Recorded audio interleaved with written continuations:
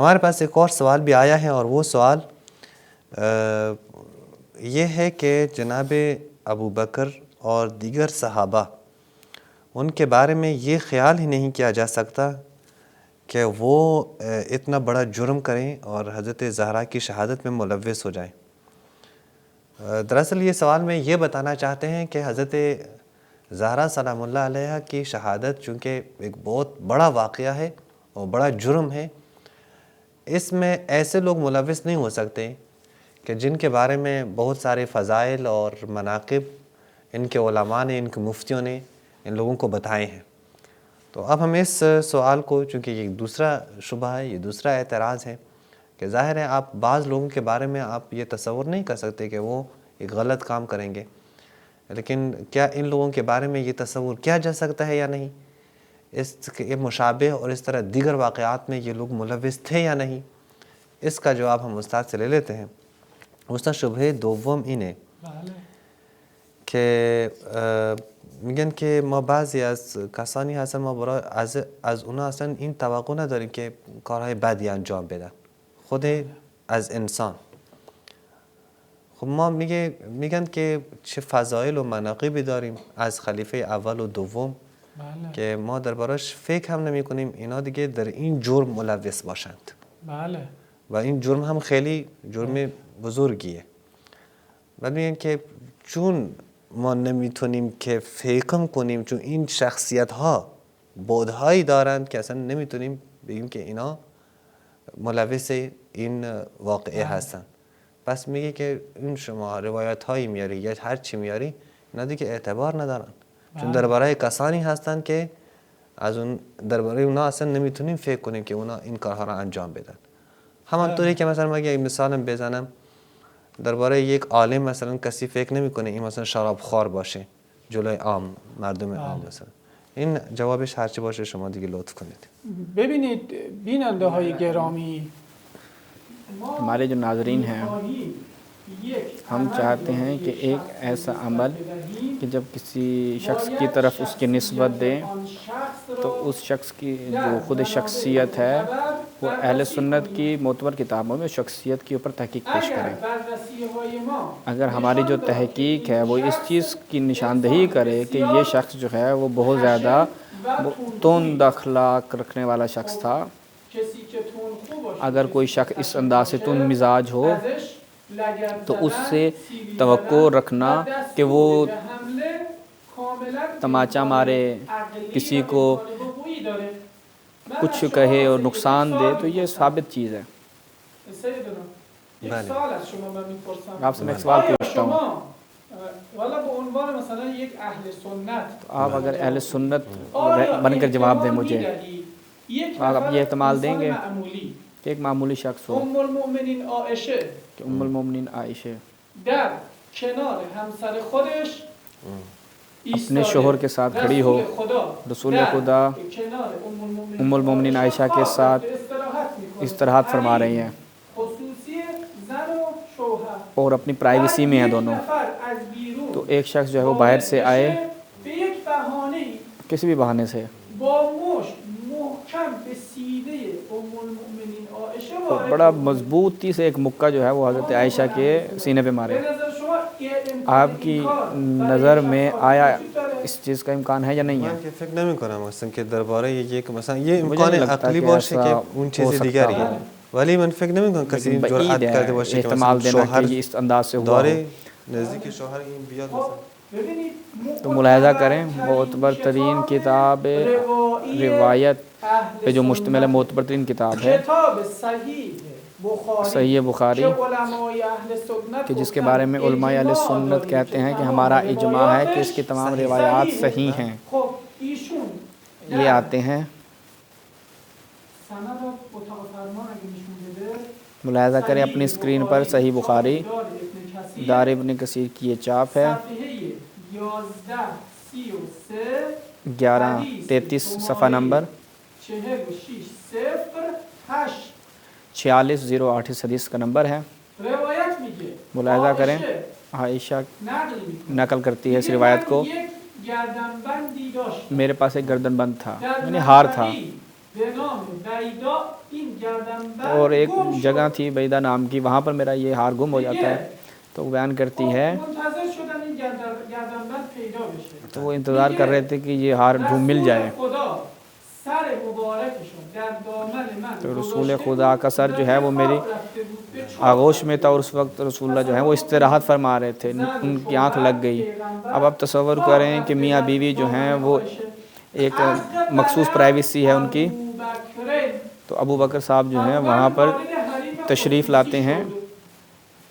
فلکدنی لکزتن شدیده. لکده یعنی یک لاقدہ کا کیا معنی ہے؟ یعنی ایک مکہ یا ایک بہت زور سے جو ہے نا ٹانگ حضرت کسی کو اس کے سینے پہ مارنا، یا وہ مکہ یا وہ لات جو ہے وہ بہت شدید انداز سے کسی کو ماری جائے. ابو بکر نے اعتراض کیا وہاں پہ، ما رو نگه داشتی به خاطر یک گردنبند. ہم لوگوں کو ایک کام پہ لگا دیا ایک ہاتھ ڈھونڈنے پہ.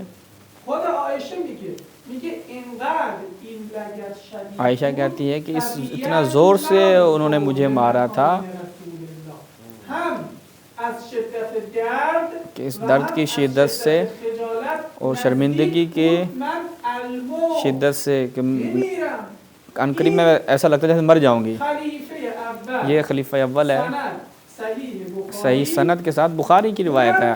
با دخترش وہ بھی اپنی بیٹی کے ساتھ، که خیلی دوستش داره. اور وہ بیٹی جس سے بڑی محبت کرتا ہے ابو بکر، ام المؤمنین وہ جو ام المومنین ہے جس کا احترام اس کے اوپر واجب ہے، که کنار هم وہ دختر کے جو اپنے شوہر کے ساتھ ہے، پیغمبر خدا اور شوہر کون ہے؟ پیغمبر خدا ہے، اس کی بھی ایک حرمت ہے. با این شرایط ان تمام شرائط کے ساتھ برام سے آتا ہے ایک مکہ جو ہے وہ عمر کو اپنی بیٹی کو مار دیتا ہے. خب احتمال نمیدید اب یہاں پر آپ نہیں کہیں احتمال نہیں دیں گے کہ کسی اور شخص کی نسبت حسادت باشه، جہاں پہ حسد بھی ہو، منافع سیاسی و سیاسی منفعت کا بھی وہاں پر احتمال ہو، شخص اور یہ شخص جو ہے اصلی تشکیل حکومتش هم باشه. وہ شخص جو ہے وہ حکومت کی تشکیل میں مانے ہو. حضرت زہرا جو ہیں وہ رکاوٹ تھیں پہلے خلیفہ کی خلافت میں. شما احتمال نمیدید یا اب یہاں پر آپ یہ احتمال نہیں دیں گے با حضرت زهرا انجام بده. کہ حضرت زہرا کے ساتھ یہ کام کرے، ان کے اوپر مظالم ڈھائے. یہ ایک سند آپ کی خدمت میں بیان کی. سند دوم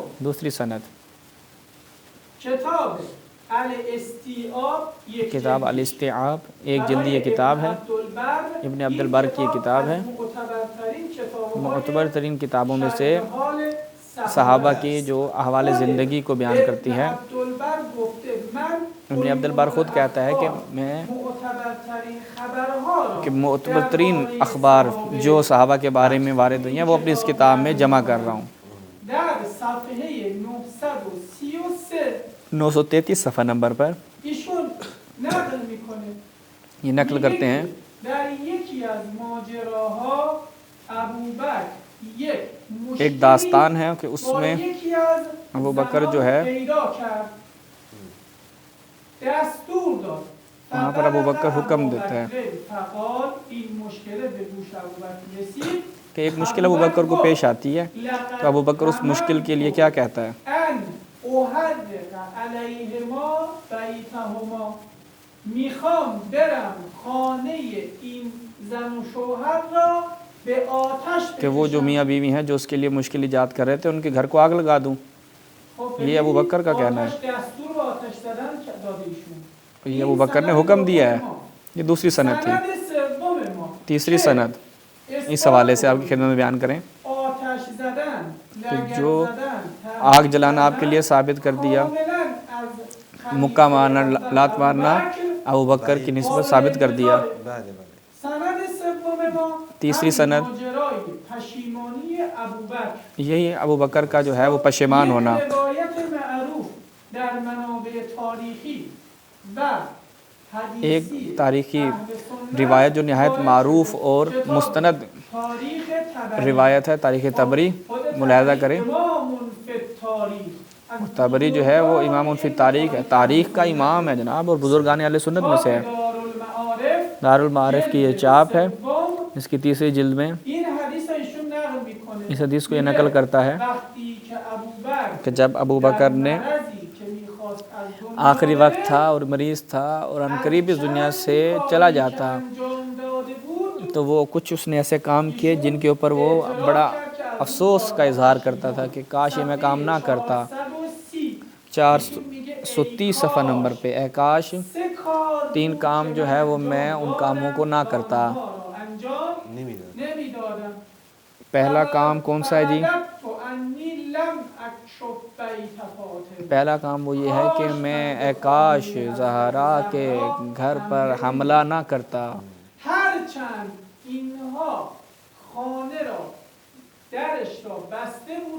چاہے انہوں نے حضرت زہرا کے دروازے بند تھے لیکن انہوں نے پھر بھی حملہ کیا. وہ جنگ کے ارادے سے نہیں تھے.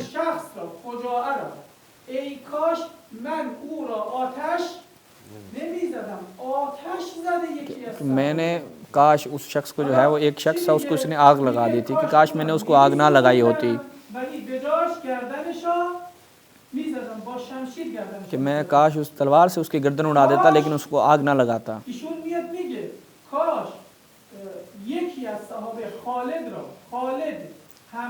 کہ خالد نے جو ہے وہ مالک ابن نویرہ جو صحابہ میں سے تھے ان پہ حملہ کیا,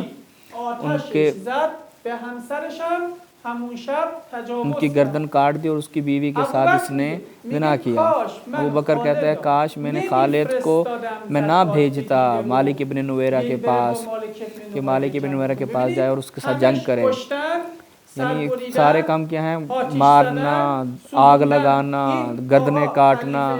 یہ پہلا خلیفہ اول آپ کا خود کہتا ہے کہ کاش یہ 3 کام میں نہ کرتا. خود جو ہے وہ اعتراف کر رہا ہے اپنی اس بات کا,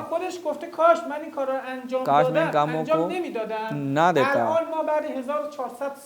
اب جو ہے وہ ہم 1400 سال بعد آ کر کہیں کہ ابو بکر نے یہ کام نہیں کیا, اس سے بعید ہے. ہم 3 اسناد آپ کی خدمت میں پیش کیے ہیں کہ وہ خود یہ کام کرتا تھا, اس کی روٹین تھی.